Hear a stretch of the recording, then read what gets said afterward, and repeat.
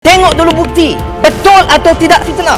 Kalau fitnah, tak payah orang PAS, saya akan bangun menentang kalau ada fitnah terhadap sesiapa. Kita yang bicara Islam, kita baca Al-Quran, baca hadis, baca kitab, karena kita pertahankan berasuah di mana pendirian kita. Saya harus ngomong apa adanya, nggak ada progres yang signifikan, nggak ada.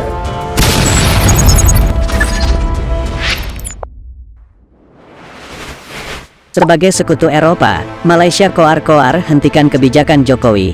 Mereka rugi triliunan rupiah. Sahabat bagi-bagi, Malaysia mulai pusing. Kebijakan anti-dumping malah rugikan diri sendiri. Malaysia mulai merasakan kerugian dari kebijakan Indonesia. Hilirisasi kini berdampak pada tetangga yang sering sentil Indonesia ini. Sebagai sekutu Eropa dan Amerika, Malaysia mulai panas dan gerah menjalani hari di depan kebijakan Jokowi. Kementerian Perdagangan meminta para produsen produk stainless steel untuk meningkatkan ekspor khususnya ke Malaysia. Mengingat produk tersebut telah dinyatakan lolos dari penyelidikan anti-dumping, ini kesempatan emas bagi eksportir atau produsen untuk meningkatkan ekspornya ke Malaysia. Peluang ini harus dimanfaatkan sebaik-baiknya, kata Direktur Jenderal Perdagangan Luar Negeri, Kementerian Perdagangan Supri. Dalam siaran pers yang diterima, dalam peringatan resminya, PM Malaysia menghentikan penyelidikan anti-dumping terhadap produk cold roll stainless steel. Penyelidikan tersebut dihentikan karena pemerintah Malaysia tidak menemukan kerugian material di industri dalam negeri Malaysia. Namun dengan dihentikan Indonesia justru cuan habis-habisan. Sebelumnya, pemerintah Malaysia menggelar penyelidikan anti-dumping terhadap produk roll stainless steel. Salah satunya yang berasal atau diimpor dari Indonesia. Di tengah kondisi ekonomi seperti sekarang, eksportir produsen stainless steel harus dapat memanfaatkan pangsa pasar ekspornya di Malaysia dan meningkatkan kerja ekspor Indonesia. Pemerintah Indonesia menerima informasi ini. Sesi penyelidikan anti-dumping atas produk gold roll stainless steel pada tanggal 24 April tahun 2015. Yang diklasifikasikan di bawah KDHS, dan sebelumnya pemerintah Indonesia telah mengambil langkah pembelaan dan koordinasi dengan eksportir atau produsen steel. Agar Indonesia dapat dikecualikan dari penggunaan bea masuk anti-dumping atau BIMAT. Pemanfaatan instrumen pengamanan perdagangan autentik bakal meningkat, sebab pelaku usaha membutuhkan sistem perdagangan yang adil atau fair. Direktur Jenderal Dirjen Kerjasama Industri Internasional, atau KII Kementerian Perindustrian, atau Kamar Dagang Agus Jahjayana mengatakan, pelaku industri harus memahami dan menyadari hak dan kewajibannya dalam memaparkan instrumen anti-dumping. Anti-dumping dan safeguard adalah instrumen perdagangan yang menjadi hak setiap negara untuk melindungi sektor usaha industri. Istilahnya instrumen itu halal menurut WTO, atau Organisasi Perdagangan Dunia, kata Agus di Jakarta.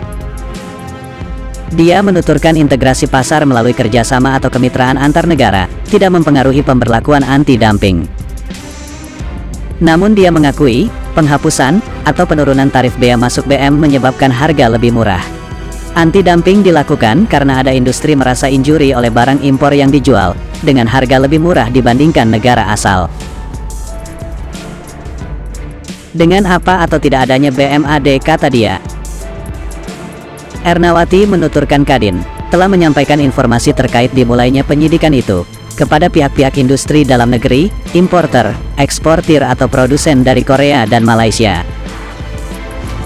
Pemberitahuan ini juga disampaikan ke Kedutaan Besar Republik Indonesia di Republik Korea dan Malaysia, serta perwakilan pemerintahan Republik Korea dan Malaysia di Indonesia.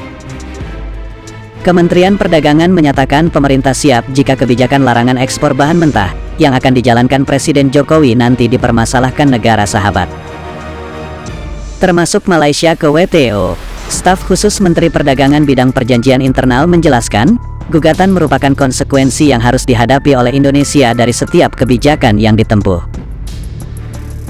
Saya ingin mengatakan bahwa Kemendak juga, saya di sini sebagai staf khusus Menteri Perdagangan menyatakan, kami siap dengan konsepsi dari kebijakan yang sudah diputuskan akan diambil oleh Presiden dan pemerintah untuk melarang ekspor dalam rangka memperkuat proses industrialisasi Indonesia, katanya seperti dikutip dari detik.com.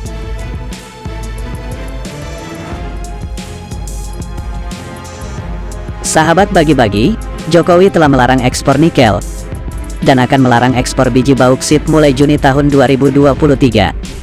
Kebijakan ini dilakukan dengan beberapa pertimbangan. Pertama, Jokowi ingin meningkatkan nilai tambah bagi ekonomi dalam negeri. Kedua, meningkatkan penciptaan lapangan kerja baru. Ketiga, meningkatkan penerimaan devisa. Keempat, menciptakan pertumbuhan ekonomi yang lebih merata di Indonesia. Jokowi sadar kebijakannya itu kemungkinan akan mendapatkan perlawanan, termasuk negara Eropa maupun tetangga. Maklum, Malaysia merupakan salah satu mitra penting Uni Eropa. Bagaimana menurut kalian? Yuk diskusikan di kolom komentar. Merdekalah kita seutuhnya, merdeka!